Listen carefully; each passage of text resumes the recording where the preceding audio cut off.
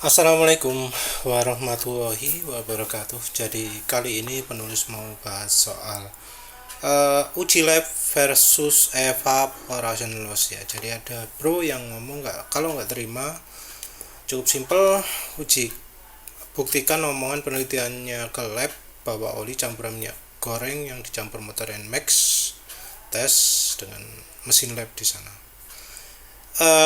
Dia ini nggak lihat video-videonya penulis ya, yang penulis sudah beberapa kali jelaskan mahal mas, mahal namanya uji oli itu. Ini ya, penulis contohkan ada beberapa HTHS saja 700.000, evaporation loss saja 400.000. Ini penulis udah ulas di video ini. Indeks viskositas 500.000, titik nyala 370.000, titik tuang 120.000, kadar abu 150.000. Apa ini? Total acidity 320.000. Mahal ya, ngomong kok saya enak ya.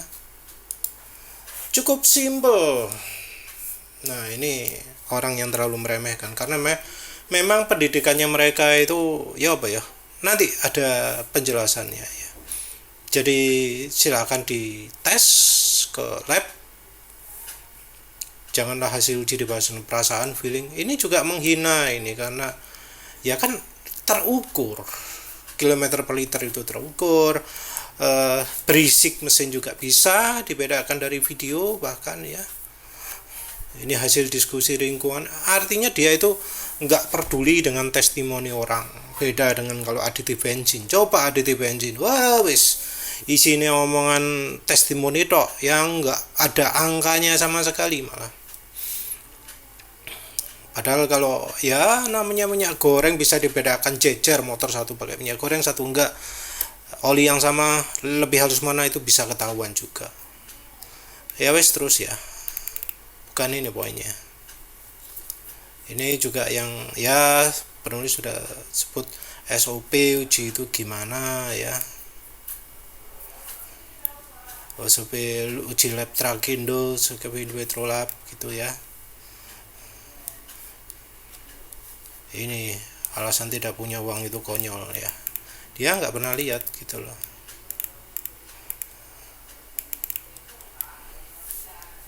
Nah ini sampai teman-teman buat galang dana ya buktikan dong dengan data, jangan cuma omong feeling-feelingan aja. Ya sebenarnya sama saja, yang dari grup oli pun ngomong tok, yang ngomong wah oli full sintetik itu jauh lebih awet dari mineral, tapi ya omong-omong tok ya, nggak ada feeling malah karena mereka nggak pernah nyoba sendiri.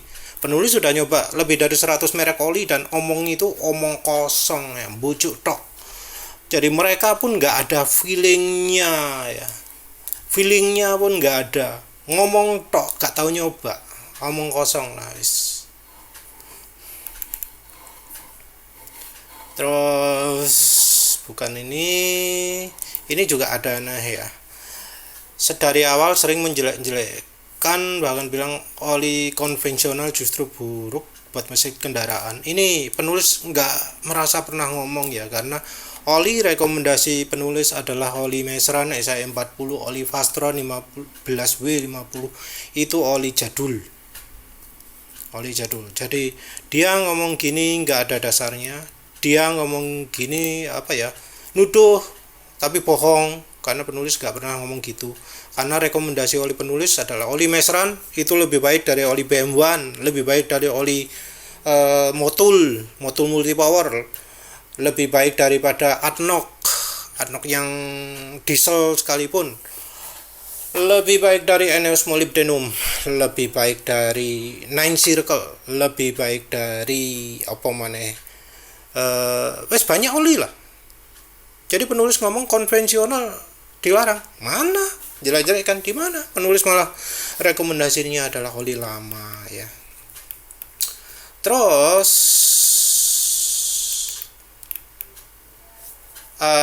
ini dia penulis ngomong bahwa pecinta otomotif watching hasil tes ya, coba kasih link orang Indonesia yang pernah share uji evaporation loss. Kuncinya ini ya, juga ya penulis ngomong demo uji gesek. Demo uji gesek ini yang penulis maksud adalah, nah, uji gesek yang seperti ini ya, yang pakai alat kayak gini ya. Coba perhatikan bahwa yang melakukan uji ini adalah oli-oli yang bukan oli besar ya. Amsoil tidak melakukan ini, ExxonMobil tidak melakukan ini. Jadi ya penulis sendiri sudah pernah bahas ya soal ExxonMobil ya. Jadi ini ya uji yang bahasan yang penulis lakukan terhadap uji gesek. Jadi dari Amsoil sampai ExxonMobil menolak uji gesek. Jadi uji gesek itu nggak relevan ya. Ini demo oli lengket, ini demonya Delta Loop ya. Nah, uji oli nempel itu dari uji gini ya. Jadi di uji ini oli yang ini olinya bisa nempel, bisa tetap lengket gitu ya. Yang merah ya. Yang merah olinya tetap lengket, sementara yang kuning olinya misah. Perhatikan bahwa uji ini dilakukan di suhu ruangan. Jadi ya nggak fair ya, karena daya lengket ini sangat dipengaruhi oleh suhu. Jadi begitu olinya panas, ya berkurang kemampuan ininya ya. Itu. Nah, ini dia ngomong channel luar. Penulis tanya, contoh Indonesia, kenapa ngomong channel-channel luar? Yang penulis maksud itu adalah yang lokal. Kalau yang luar ya kebanyakan mereka udah pada ngerti ya. Uji beku, uji layak oli sudah mereka lakukan. Memiliki klaim penelitian harus bertanggung jawab dengan melakukan uji data. Ya, contoh lah klaim ya. Banyak yang di grup oli itu klaim bahwa oli full sintetik itu lebih tahan panas daripada oli mineral. Mana buktinya, mana datanya? Kan nggak ada, atau omong kosong. Tapi mereka minta kita ngasih data. Ya itulah munafiknya mereka, orang yang dualisme. Nah, inilah ya, fokus video sekarang itu adalah ini. Jadi soal evaporation loss itu cukup ikuti standar pengujian oli, tidak perlu melebar apalagi sampai uji evaporation loss. Ini omongannya ya, tidak perlu melebar apalagi sampai uji evaporation loss, karena tiap pabrik oli punya standar sendiri-sendiri nilai flash point. Ini nggak jelas, ini alasannya nggak masuk akal lah ya, nggak masuk akal, alasannya nggak kena. Penguapan pada oli mesin itu tergantung juga dengan cooling sistem mesin itu sendiri. Ya, ini salah karena ya penulis sering uji panggang, bisa lihat sendiri, ada yang lebih cepat habis, ada yang tidak. Jadi oli itu pun ada yang lebih cepat menguap, ada yang enggak pada kondisi yang sama. Terus juga bahkan oli lab terkenal Blackstone sama cara uji lab olinya pakai wear test dan oxidation test. Oxidation test itu nggak pernah penulis lihat di sharingan di Bekakas, di LDIC nggak pernah penulis lihat ya. Di grup Bekakas dan LDIC nggak ono ya oxidation test, adanya adalah wear test atau wear metal. Tapi ya perhatikan, wear test wear metal ini nggak ada di uji-uji oli. Dia ngomong tidak perlu melebar sampai uji evaporation loss. Ini adalah hal yang aneh luar biasa. Ini contohnya. Contoh sertifikasi APISP, ABSP with resource conserving. Salah satu syaratnya adalah evaporation loss maksimal 15. Jadi evaporation loss merupakan angka penting untuk standar kualitas oli ya. Standar kualitas oli. Jadi oli untuk memenuhi standar harus ada angka evaporation loss-nya, harus ada hasil uji evaporation loss-nya, dan angkanya harus tidak boleh lebih dari ini. Enggak cuma ini saja. dari Dexos ya. Ini dari Lubrizol. Dexos syarat-syarat agar oli bisa diluluskan di uji situ. Ini contoh-contohnya, dan ada juga evaporation loss. Dexos lebih ketat, maksimalnya 13. Jadi Dexos ini adalah standar oli terbaru. Ini contohnya adalah GM Dexos 2. The main physical chemical requirement for Dexos 2. Bahasa Indonesianya, persyaratan fisik dan kimia utama untuk minyak GM Dexos. Ini ya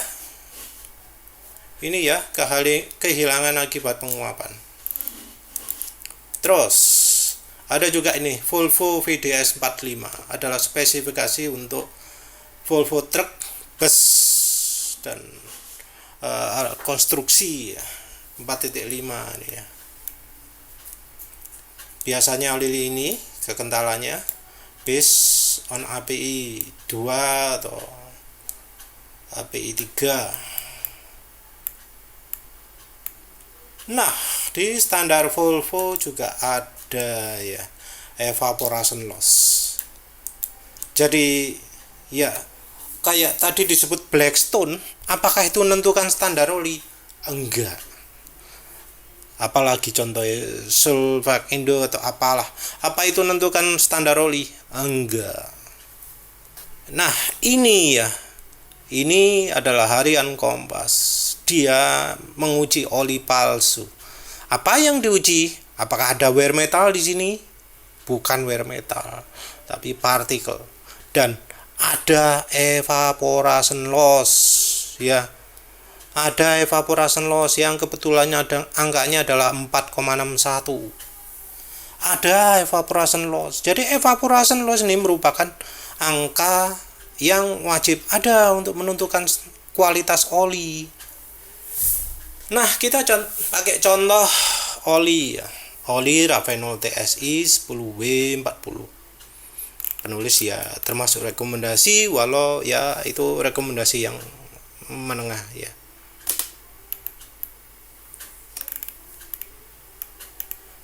Nah, ternyata ada ya no volatility di sini 9,5. Ada ternyata ya. Artinya apa? Artinya pabrik oli itu menganggap angka no volatility ini penting untuk menunjukkan kemampuan olinya, kualitas olinya. Tidak kalah penting dari TBN, flash point, sulfated mass ya. Tapi tentu pabrikan ini jarang sekali share data ini. Karena apa? Karena jadi ketahuan jeleknya gimana. Bisa aja dia ngaku-ngaku oh HP ISN, HP Oppo gitu, tapi angka no volatility-nya ternyata 15, 20, 50 gitu kan, kita mana tahu ya.